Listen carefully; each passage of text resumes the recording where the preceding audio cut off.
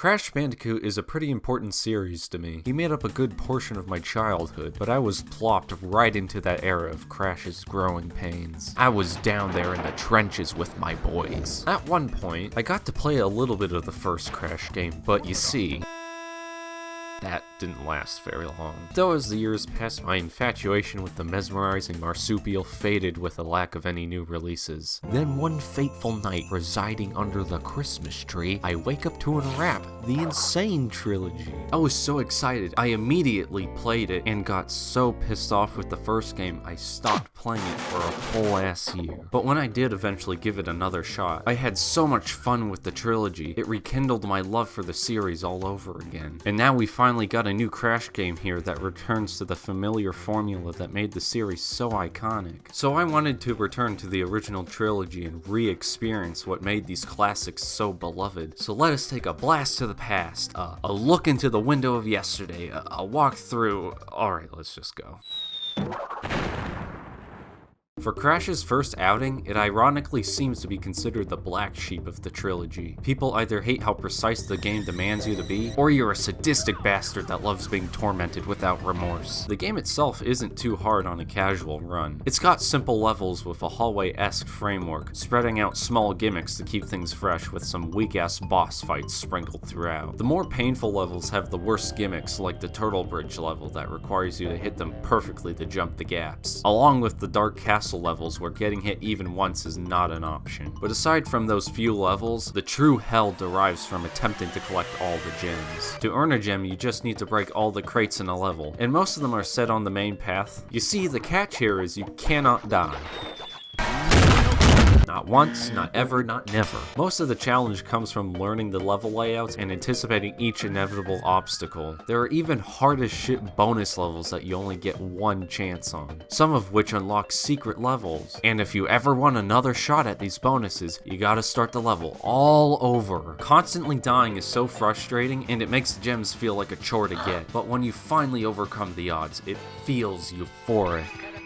Yeah, baby, yeah! To help ease some of the pain, you've got Aku Aku here to help you, and he is one of the most genius ways to display health in a video game I've ever seen. It's so good even Spyro stole it. Even with him on your side, a strange amount of the difficulty simply comes from controlling Crash himself. With this game being made in the 90s and all, people hadn't exactly perfected the art of the 3D platformer. So one of Crash's many quirks is that his jump arc controls like the Hindenburg. The jump starts and you feel as light as a feather, and then without warning, you come plummeting down like someone strapped bricks onto your legs mid-jump. Thankfully, there's a nice shadow below Crash to help you. The final obstacle to overcome is the camera, which loves to give you such undesirable angles, and it leads to so many depth perception issues. I ended up giving up on 100%ing the game, and though I was still having fun through it, I was still craving a challenge. On a more positive note, there are more timeless qualities to appreciate here, like the naturalistic environments that still look pleasant. You'll tromp through jungles, temples, rivers, and later on more industrial areas, with an oddly ambient soundtrack to go along with it. The music feels very moody, holding restraint with softer instrumentation, and it reminds me a lot of games like Donkey Kong Country. Don't even get me started on the sound effects, like the satisfying ching from collecting a life, the munches from gathering Wampa fruit, the ricochet of an enemy lost forever in the eternal void. This shit will forever be engraved into my head until the day I die. On an artistic merit, the game is still enjoyable, but just like its gameplay, it has aged a bit. But if for some reason you really want to play this game, I highly recommend you play the Insane Trilogy version. It fixes pretty much every issue, like the controls, less strict requirements to get gems, and other smaller things. I wish it had retained a better art style though. Hopefully in the sequel they managed to make a good game this time, but with the way things are looking so far, that possibility seems to be a pipe dream.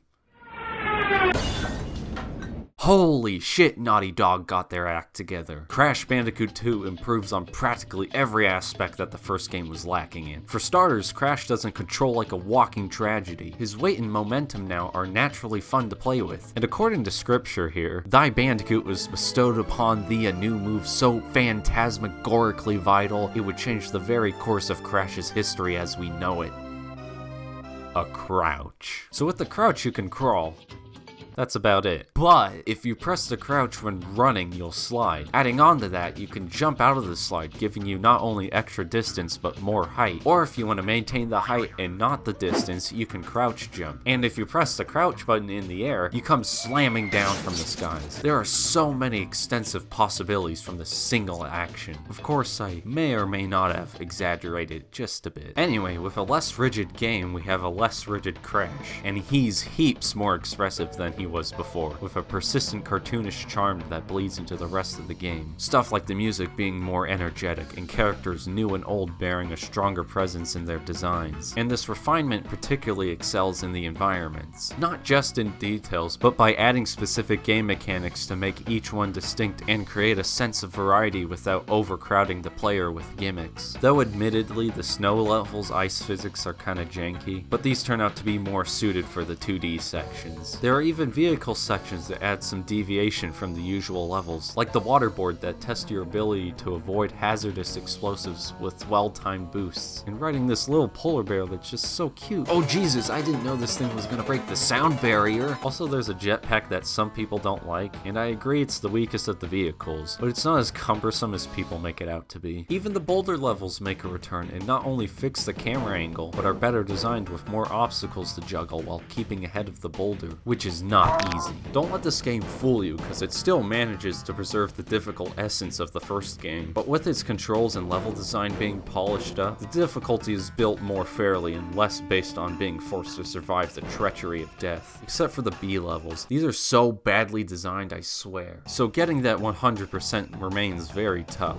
but it's actually feasible now. Levels are still scattered with crates, though they feel more integral to the levels themselves, instead of being filler to populate otherwise barren level design. Both crates and gems hold some secrecy, with hidden exits that unlock secret levels, some of which hide batches of crates from previous levels. It makes backtracking feel like a nice surprise rather than brain-numbing busy work. There are also platforms put in some levels called death routes, and you need to survive a level without dying to unlock them. They provide an extra spicy challenge that make you earn those hidden crates. You can actually get a decent amount of gems within the first set of levels, rewarding the player for trying? Wow, what a foreign concept. Every level is put into sets of 5 in a convenient hub with your only requirement to get the crystal in each one, which are already placed on the main path. Once you get every crystal in an area, you can go up and fight a boss and go on to the next set of levels. The bosses are still pretty weak here, but there are a few solid standouts like Tiny Tiger that require some strategy, and Engines is straight up just good. But then the Cortex fight, if you can even call it that, is probably the worst boss fight in the entire series. All you do is catch up with him on the jetpack, hit him, then boom, you got him. It's so pathetic I almost feel bad for him.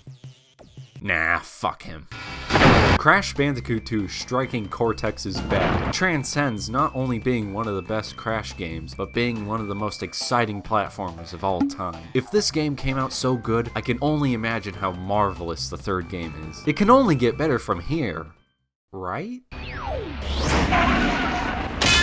Since Crash 2 set a pretty high standard for the next game, Crash 3 took the safe route and expanded on every element from the previous game, almost to a fault. There's now a bigger warp room and it's visually neat, but it's less convenient for accessing levels. The difficulty has also been toned down again, to the point where you can get through a whole level without dying once. This makes Crash 3 an approachable starting point for those interested in the series, but in turn is lackluster for returning fans. Despite the easier nature of it, the levels are still enjoyable with interesting mechanics and enemy types for each unique setting. With the theme being time travel, there are a decent variety of locations used, but this is the first time that the theme recycling bothers me, and I think it's because they spill all their beans within the first 2 worlds. A surprising amount of the levels are dedicated to vehicles, with there being 5 of them now. My favorites were the Pearl levels, which are basically just polar again, and the jet ski that feels like a proper extension from the jet board, with you being able to ride around in more open levels. The rest of the vehicles I'm not terribly fond of. The motorcycle controls like a stiff plank of wood and the levels don't vary enough from each other. The swimming levels control slightly better, but they bring the pace down to a grinding halt with their sluggish momentum. I know scuba gear isn't a vehicle, but it fits in the same realm of gimmickry. Lastly, the plane levels feel very last minute, with no interesting design in the slightest. There's also this T-Rex that is so insignificant I forgot it was in the game. I feel like all of these could have have been scrapped in favor for either more normal levels or a third new vehicle that isn't dreadful to experience. On the brighter side of things, there are some good expansions to the game. There's the small stuff like smoother controls, a proper box count finally, and bouncy crates only taking 5 jumps to break instead of 10. Crash also gets some new abilities, like a double jump that is a little stiff but functional, a tornado spin that makes large gaps a breeze, and a bazooka that can destroy enemies and crates from long distances. There's a strange body slam upgrade as well, which confused me as to what it does because you already have the body slam from the start, but I looked it up and found out all it does is increase the range of it, which I guess is useful. You unlock these power-ups after defeating the boss from each area, and though the bosses are still easy, I can actually say now that they're the best bosses from the entire trilogy. Every one of them puts you into unique situations, such as using Dingodile's Fire Blast to create an opening to hit him, and going in the goddamn outer space to battle Engine. And finally, we have a Cortex fight that is worthy of holding the title of final boss. When you defeat him, you unlock both a dash ability and a secret area with 5 extra levels. But these levels are locked behind the time trials. What are time trials, you ask? Well, when you finish a level and go back to replay it, a clock will appear. Once you grab it, a timer goes off, and you got to get to the end of the stage as quick as you possibly can, testing both your skill with Crash and the familiarity with the levels. A handful of crates are replaced with time crates that will pause the clock for a couple seconds, and depending on how fast you finish, you'll either get a Sapphire, Gold, or Platinum relic, but you only need Sapphire to unlock the extra levels. And similar to Crash 2, some of them are secret entrances to other levels. But aside from these levels, there aren't as many secrets spread out. It's kind of a shame the amount of disappointing downgrades this game has. But regardless, it's still a good-ass game, and a great conclusion to the trilogy.